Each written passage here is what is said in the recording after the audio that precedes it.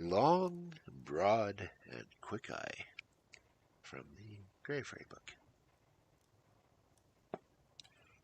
Once upon a time there lived a king who had only one son whom he loved dearly.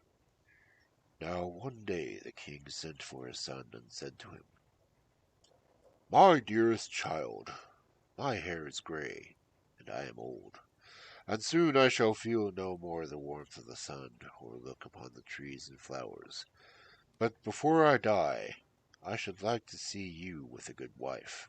Therefore marry my son as speedily as possible."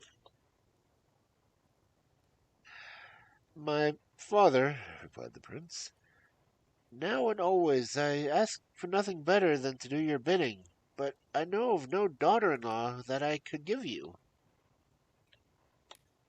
On hearing these words, the old king drew from his pocket a key of gold and gave it to his son, saying, "Go up the staircase, right to the top of the tower.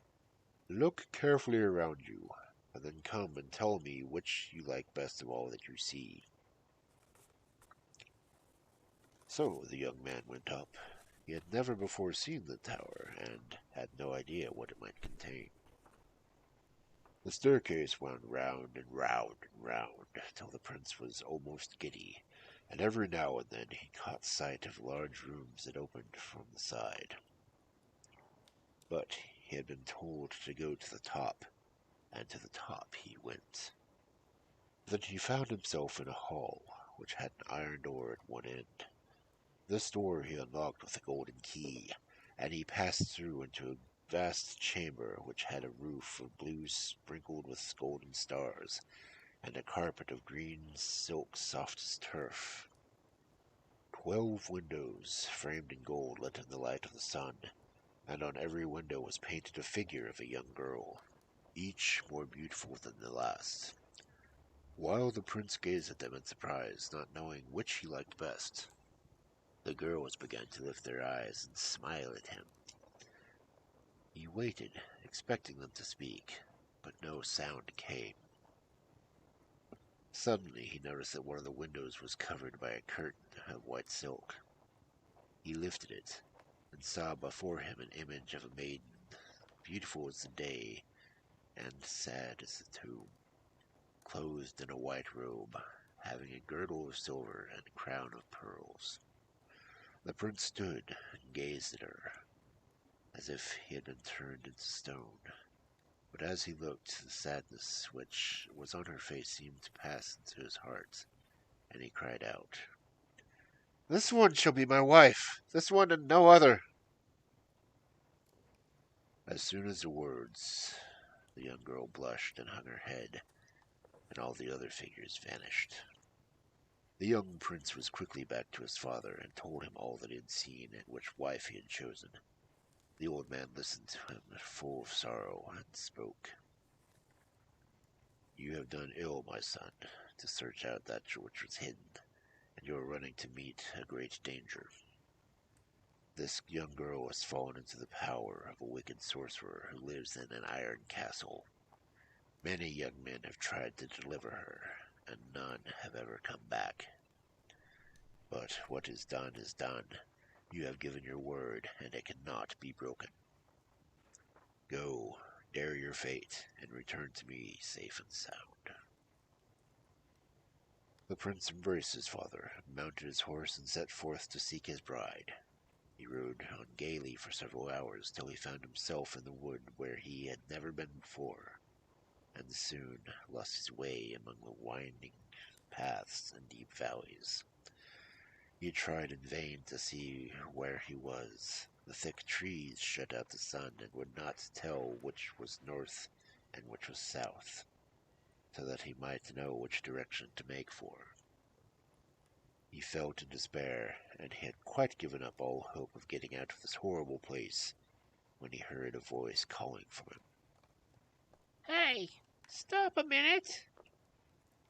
The prince turned around, and he saw behind him a very tall man, running as fast as his legs could carry him.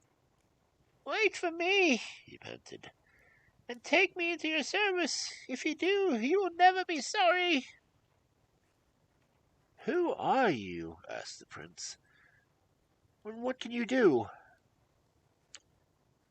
Long is my name, and I can lengthen my body at will. Do you see that nest up there on the top of the pine tree? Well, I can get it for you without having the trouble of climbing the tree.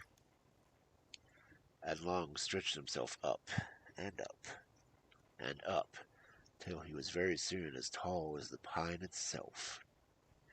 He put the nest in his pocket, and before you could wink your eyelid, he had made himself small again, and stood before the prince. Yes, you know your business, he said. But birds' nests are no use to me. I am too old for them. Now, if you were only able to get me out of this wood, would indeed be good for something. There's no difficulty about that, replied Long, and he stretched himself up and up and up until he was 3 times as tall as the tallest tree in the forest. And then he looked around and said, We must go in this direction in order to get out of the wood. And shortening himself again, he took the prince's horse by the bridle and led him along. Very soon they got clear of the forest, and saw before them the wide plain ending in a pile of high rocks, covered here and there with trees, and very much like the fortifications of a town. As they left the wood behind, Long turned to the prince and said, My lord, here comes my comrade. You should take him into your service too, as you will find him of great help. Well, call him then, so that I can see what sort of man he is. He is a little too far off for that, replied Long. He would hardly hear my voice, and he couldn't be here for some time yet, as he has so much to carry. I think I had better go and bring him myself. At this time he stretched himself to such a height that his head was lost in the clouds, and made 2 or 3 strides, took his friend on his back, and set him down before the prince. The newcomer was a very fat man, and as round as a barrel.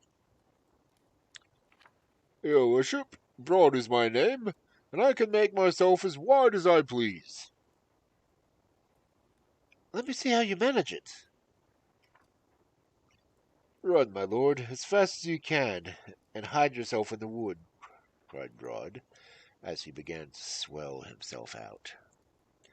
The prince did not understand why he should run into the wood, but when he saw Long flying towards it, he thought he had better follow his example. He was only just in time, for Broad had so suddenly inflated himself that he nearly knocked the prince and his horse too.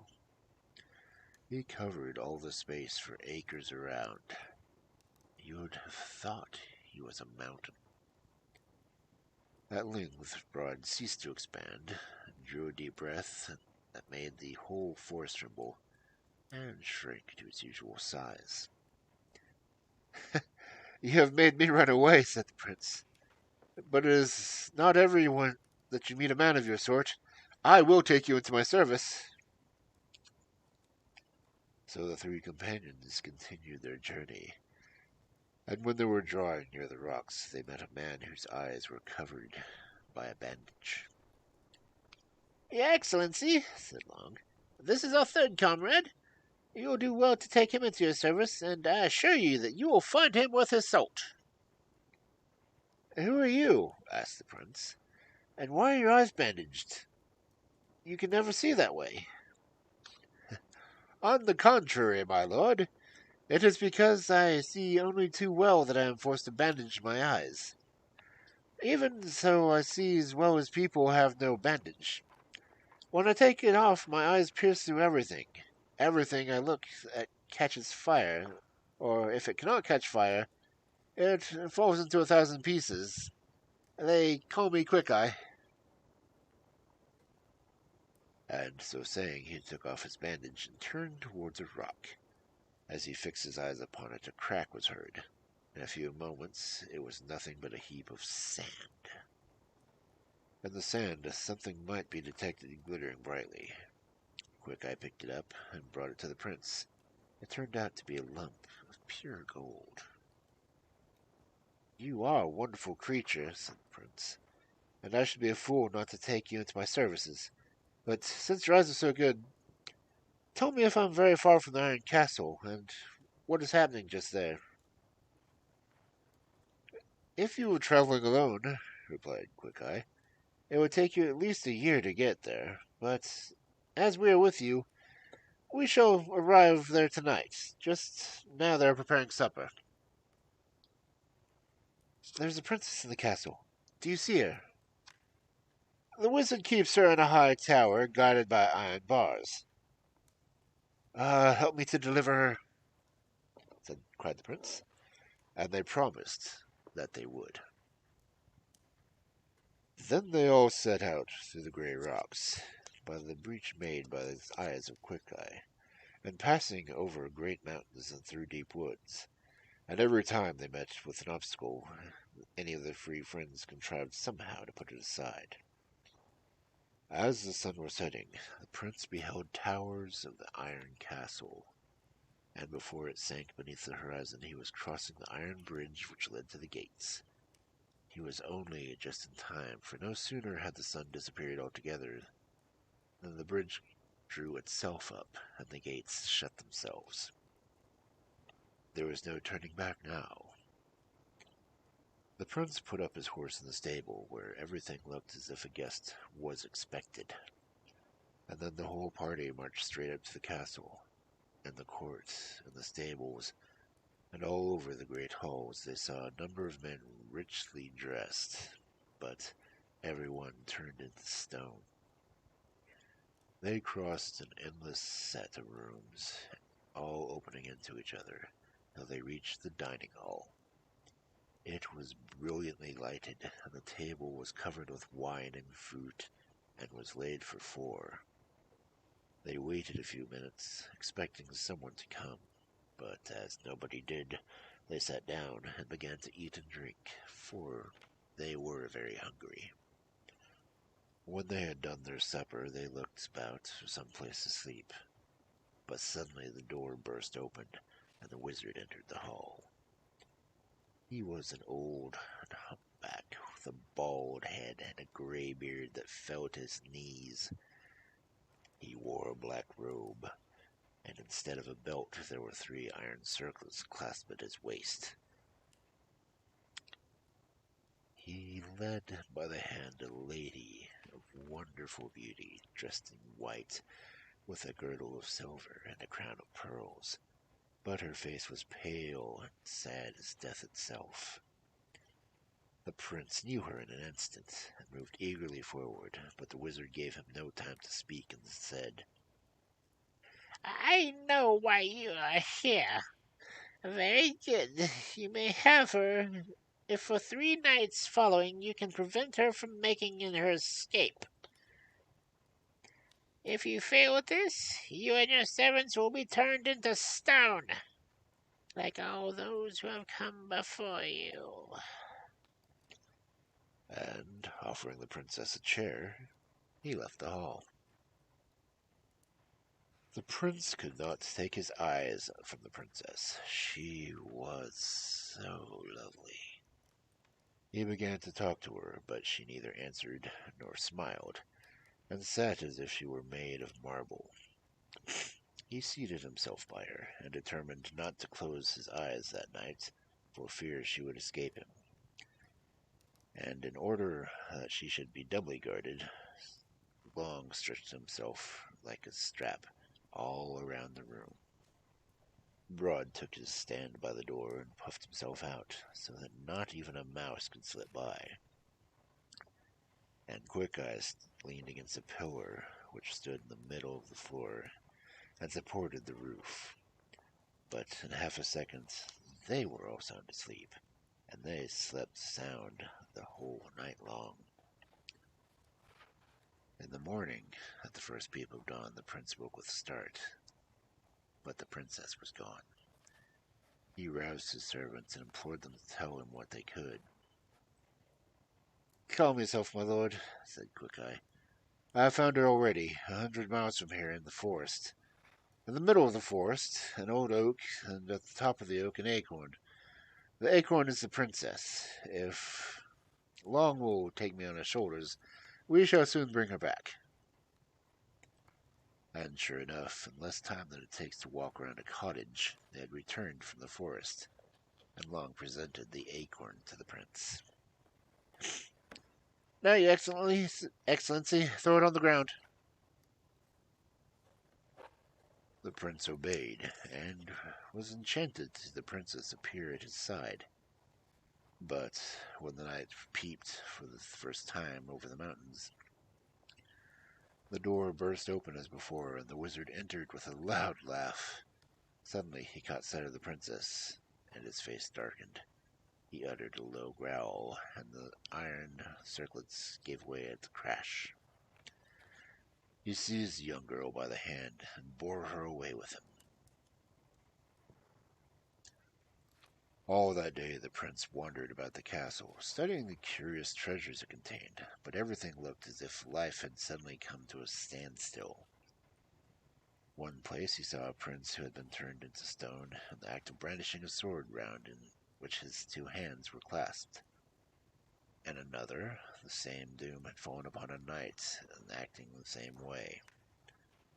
In the third, a serving man was standing eternally trying to convey a piece of beef in his mouth, and all around him were others, still preserving for evermore the attitudes they were in when the wizard had commanded them from henceforth be turned into marble.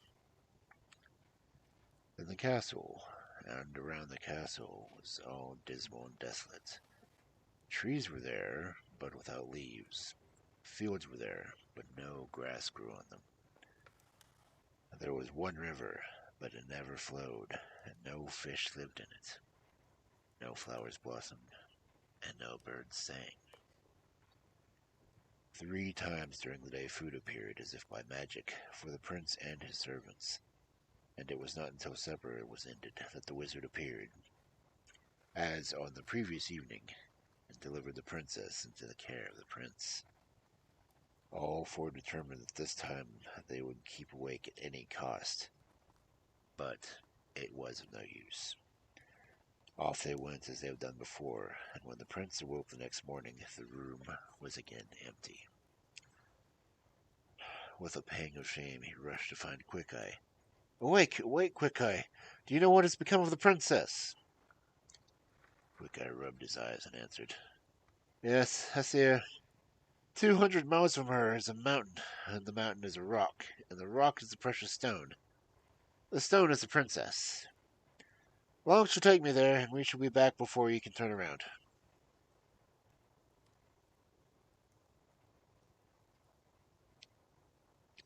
So Long took him on his shoulders, and they set out. Every stride they covered 20 miles, and as they drew near, Quickeye fixed his burning eyes on the mountain. In an instant it split into 1,000 pieces, and in one of these sparkled a precious stone. They picked it up and brought it to the prince, who flung it hastily down, and as the stone touched the floor, the princess stood before him. When the wizard came, his eyes shot forth flames of fury. Crick-crack was heard, and another of his iron bands fell and broke. He seized the princess by the hand and led her off, growling louder than ever before. All the days things went exactly as they'd done before the day before. After supper, the wizard brought back the princess, and looking him straight in the eyes, he said, We shall see which of us will gain the prize after all. That night they struggled their very hardest to keep awake, and even walked about instead of sitting down. But it was useless. One after another they had to give in, and for the 3rd time the princess slipped through their fingers. When morning came, it was as usual the prince woke first, and as usual the princess being gone, he rushed to Quickeye. Get up, Quickeye. Tell me where the princess is. Quickeye looked around for some time without answering. Oh, my lord, she is far, very far.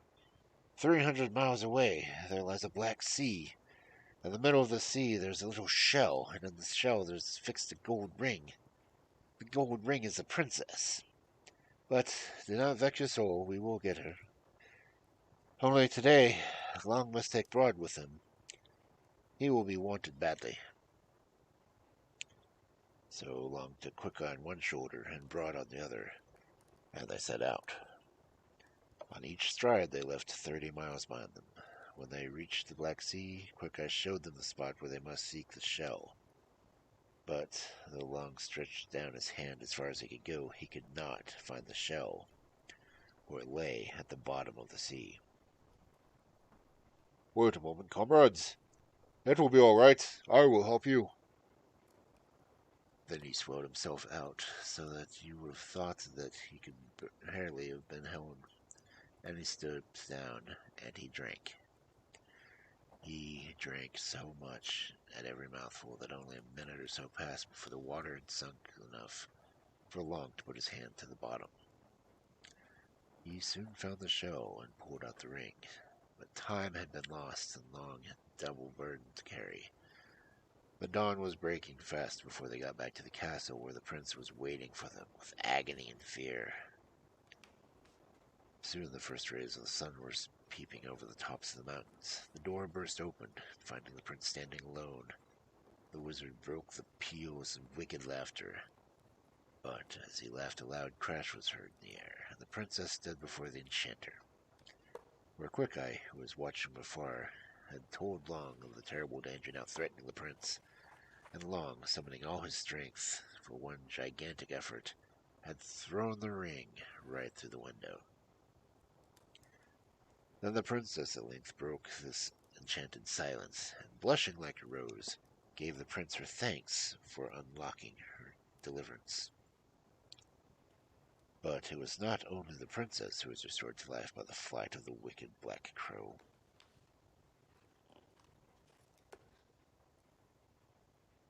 The marble figures became men once more, and took up their occupations just as they had left them. The horses neighed in the stables, the flowers blossomed in the garden, the birds flew in the air, the fish darted in the water. Everywhere you looked, all was life, all was joy. And the knights who had been turned into stone came in after body to offer their homage to the prince who had set them free. "Do not thank me," he said, "for I have done nothing. Without my faithful servants, Long, Broad, and Quickeye, I would have even been one of you." And with these words he bade them farewell, and departed with the princess and his faithful companions for the kingdom of his father. The old king, who had long since given up all hope, wept for joy with the sight of his son, and insisted that the wedding should take place as soon as possible. And the knights who had been enchanted in the Iron Castle were invited to the ceremony, and after it had taken place, Long, Broad, and Quicksilver took leave of the young couple, saying that they were going to look for more work. The prince offered them all their hearts could desire if they would only remain with him, but they replied that an idle life would not please them, and that they could never be happy unless they were busy. So they went away to seek their fortunes, and for all I know, they're still seeking.